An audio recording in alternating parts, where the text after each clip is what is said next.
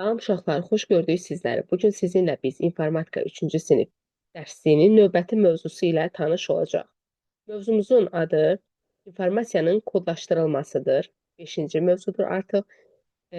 Bizə belə bir sual verir. İnsanlar müxtəlif işarələrdən nə üçün istifadə edirlər? Uşaqlar, biz əlifbanı niyə öyrənirik? Ona görə ki, yazı yazmağı bacaraq deyə. Yəni yazı özü də bir kodlaşdırma vasitəsidir. Niyə müasir insan qədim yazıların bəzilərini başa düşür, bəzilərini isə oxuya bilmir? Ona görə ki, həmin yazılar özləri də bir kodlaşdırma sistemidir. Həmin kodların mənasını bildiyim, hansıların ki mənasını bilirik, onları biz başa düşə bilirik və oxuyuruq. Hansıların ki mənasını bilmirik, biz onları oxuya bilmirik. İnsanlar qədim zamanlardan qazandıqları bilikləri saxlamağa və başqalarına, gələcək nəsillərə ötürməyə çalışmışlar. Buna görə də onlar müxtəlif işarələrdən, simvollardan, kodlardan istifadə ediblər. İnformasiyanın kodlarla ifadə olunmasına kodlaşdırma deyilir. Siz kod və kodlaşdırma ilə demək olar ki, hər gün məşğul olursunuz. Məsəl üçün, avtomobilin siqnalı, işıqfor işıqları, məktəb zəngi aldığınız informasiyanın kodlaşdırılmış informasiyalardır. İşıqforda qırmızı işıq bizim dayanmağımızı, sarı işıq hazırlaşmağımızı, yaşıl işıq isə hərəkət etməli olduğumuzu bildirir. Eyni zamanda yol nişanları özləri də bir kodlardır ki, həmin kodların mənasını biz anlamasaq, o zaman onlardan istifadə edə bilmərik. Siz nə isə yazarkən əslində kodlaşdırma ilə məşğul olursunuz. Çünki uşaqlar, yazıların hərflərlə əvəz edilməsi özü də bir kodlaşdırma sistemidir. Əgər biz yazdığımız yazını təkrar qaytarıb oxuyuruqsa, yüksək səslə, o zaman biz kod açma əməliyyatı yerinə yetirmiş oluruq. Yəni kodlaşdırmanın tam əksini yerinə yetirmiş oluruq. Bəzən informasiyanı ötürmək üçün onu daha əlverişli formada təqdim etmək lazım gəlir. Məsələn, dəniz və okeanlarda gəmilər arasında informasiyanı ötürmək üçün bayraq əlifbasından istifadə olunur. Gəlin görək bayraq əlifbası nə deməkdir? Yəni əllərində bayrağı müxtəlif istiqamətlərdə tutmaqla onun hər hansısa bir hərf mənasında çatdırmaq mümkündür.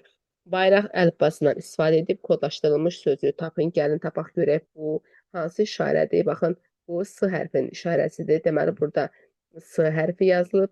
Sonra baxaq görək bu hansı hərfin işarəsidir? Baxın, uşaqlar, A hərfinin işarəsidir. A. Sonra baxaq görək bu hansı hərfin işarəsidir. Baxın uşaqlar, bu L hərfinin işarəsidir. L. Yenə də A. Və bu hansı hərfin işarəsidir? Baxaq, baxaq. Aha, M hərfinin işarəsidir. Oldu sözümüz salam. Siz bu qayda ilə öz adınızı və soyadınızı kodlaşdıra bilərsiniz. Öz adınızı və soyadınızı yazırsınız və bayraq əlifbasında olan şərti işarələrini o hərflərin altından çəkirsiniz və beləliklə əlifbadan müəyyən qədər nələrsə öyrənmiş olarsınız. Növbəti mövzumuz isə rebus mövzusudur. Rebus şəkillərlə hər hansı informasiyanın kodlaşdırılmasıdır. Burada göz var və əl var. Birləşdirəndə nə olur? Gözəl olur. Burada gün var və ay var. Birləşdirəndə nə olur? Günay olur. İndi isə gəlin görək, rebus nədir? Rebus kodlaşdırmanın bir növüdür. Şəkillər, işarələr, hərflərdən ibarət bir kodlaşdırma sistemidir.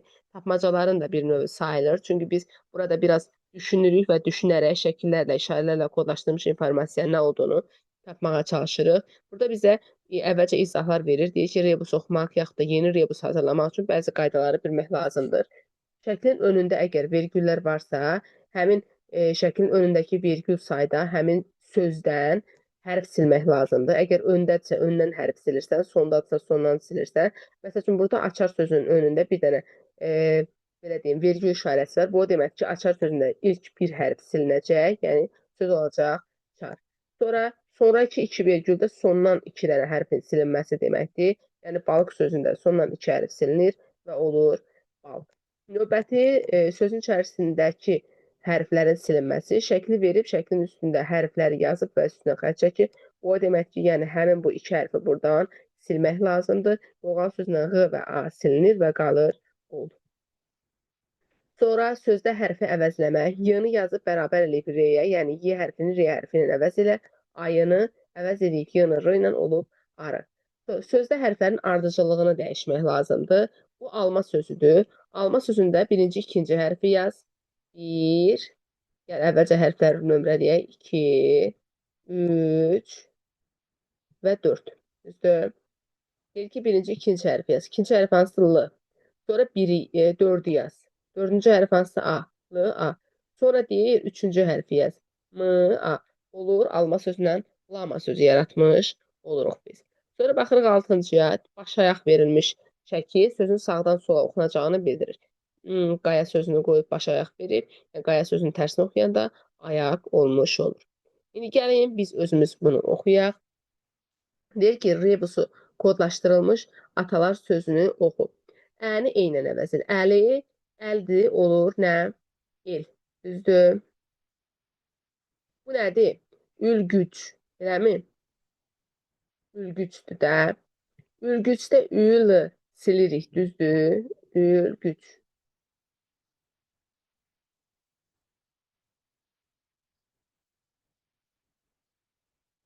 Deyir ki, əvvəldən 2 dənə sözü sil.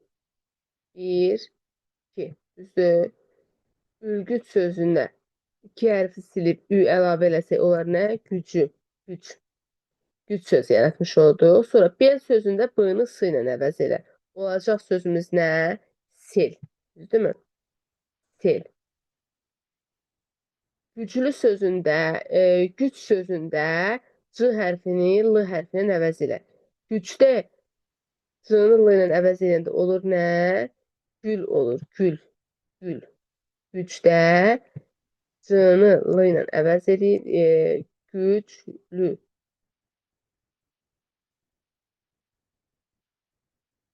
Güclü. Yox, l-nın üstündən xətt çəkib. Güclüdə l-nın üstündən xətt çəkib və olub gücü. Gücü sözü yaranmış olub. Belə uşaqlar, bugünkü dərsimiz bu qədər. Ümid edirəm tapşırığımızı başa düşdük.